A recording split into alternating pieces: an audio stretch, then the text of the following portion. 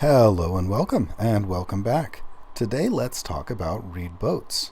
We see reed boats in Mesopotamian art, Egyptian art, and even in North American art. In each of these, they actually end up looking very similar. The reason for this, of course, was not because they had contact with one another, but for a completely different reason. Though obviously Egypt and Mesopotamia did have contact. Of course, now that I've mentioned that there were reed boats in North America, I have to explain why they're a little bit similar. So, reeds are found all around the world, and they're found on waterways. When you bundle reeds up together, they look similar no matter what continent you happen to be bundling them up on. After you have these reed bundles, it's easy to make a boat, and when you do make the boat, there are some practical ways to make a boat, and because of those practical ways, boats all around the world end up looking pretty similar. Now, I'm sure somebody's going to ask if there was a possibility that you could get from Mesopotamia to North America, or from North America to Mesopotamia, or from some other place to both of those two places using one of these reed boats. And no, these are not blue sea worthy vessels. These vessels are great for going along mostly calm rivers and not much deeper than that. In this image, and I cannot stress enough that this is a modern image, not ancient, we see them guiding the boat around with oars. In art, we actually generally see them guiding the boats around using poles. You use the pole to push yourself off of the bottom and to guide yourself away from anything that you might bump into. You know what an actual boat looks like? Well, let's take a look at some of the boats from Mesopotamian art. We see two individuals pushing a boat around with poles and a larger individual in the center. We see that the boat itself is very stylized. It is just an outline. This allows us to see the individuals in the boat without the side of the boat covering up any of the image. We see an animal that appears to be carrying a shrine. Notice those ring posts at the top? Those are associated with the goddess Inanna, or Ishtar if you prefer. I should point out that not everything that looks like a ring post or it looks like a symbol to Inanna is actually a symbol to Inanna. One theory is that those little ring posts are actually mooring posts for ships coming into dock. Now, do you notice that the figure in the center of the image is a bit larger than everything else of the image? That's because he is the subject of this image. He is the image that this cylinder seal is about. And you might make a guess that this is the owner of the cylinder seal, depicted so that people would know who the cylinder seal was meant to represent, who this is the signature of. This next image is a little bit wild. Notice that we have two different scenes in this image.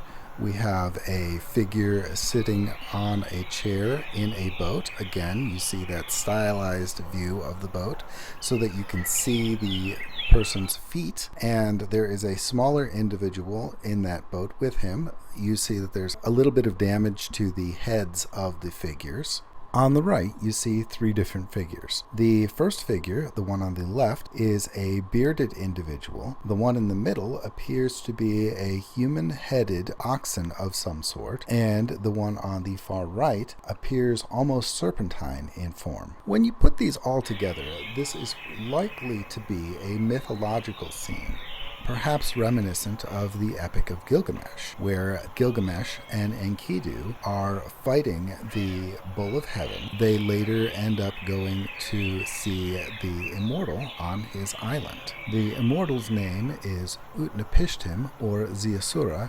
The Akkadian epic, of course, is much later. For me, these next few images are the most interesting ones of the bunch. That's probably Enki in the back of the boat because of the wavy lines you can see coming off of his shoulders, reminiscent of the waves of water under the boat. However, it could be a different deity such as Utu, because we cannot see any other symbols of office. I would suggest that it is Enki as the most likely, given all of the water in the image, given the vessel that he is in, and we'll get to the vessel in a second. In front of Enki, there appears to be a human-headed lion with several objects floating above its back and some sort of pattern above that.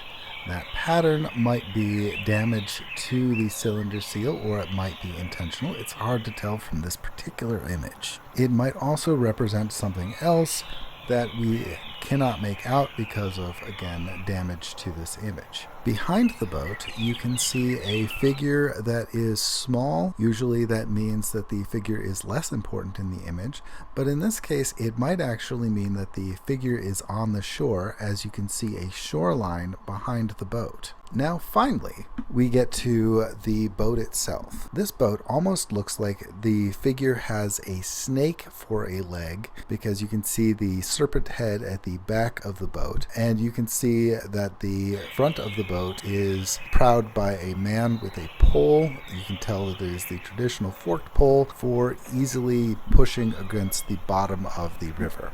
We see this same style of vessel all over the place in Mesopotamian art. We'll see it again in the next few images. Keep in mind this particular style. Look for similarities in these elements in the next few images. Here we see two figures drinking beer together through straws. This is very, very simple of a drawing, probably because it's a very, very small cylinder seal that this was carved into. You know that this is two individuals drinking beer because of the straws that you can see coming out of it. Notice the similarity between the snake figure and the boat from the last image. Some of you might remember this image. We saw this when we were looking at images of lightning from Mesopotamian art. You see several figures standing upon the back of what looks like a snake-like figure. This is not guaranteed to be a boat, but you can definitely see the resemblance between this and the last few images that we have seen. As we do not see waves underneath the serpent image, and we do not see any individual with poles pushing the vessel around, we cannot guarantee that this is representative of a boat. It's just something that looks visually similar. It might be a boat. It might be something that is meant to depict a boat sailing across the sky, given that this is a storm god that we are seeing. Or it might be just a coincidence. Here we see again an almost identical image, this one even more reminiscent of the boats that we have seen in previous images. The reed boat wasn't the only water vessel that they had. Here we see a raft that is lifted up with inflated bladders. These would be animal bladders that are filled with air that would provide buoyancy.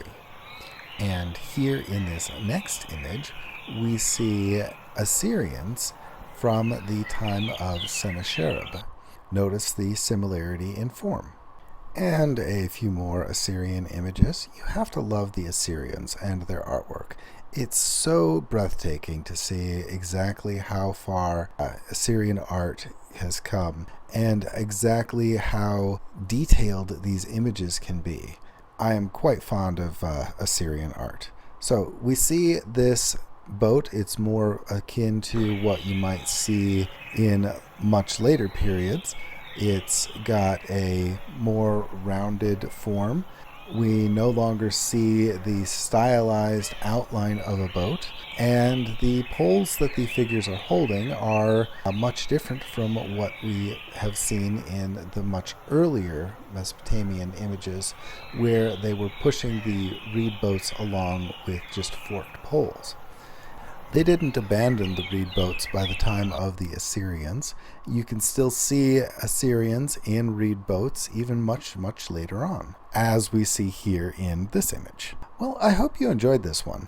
This one was fun to make, and I'm really glad to see all of the new people that are watching these videos and commenting and overall just enjoying the videos.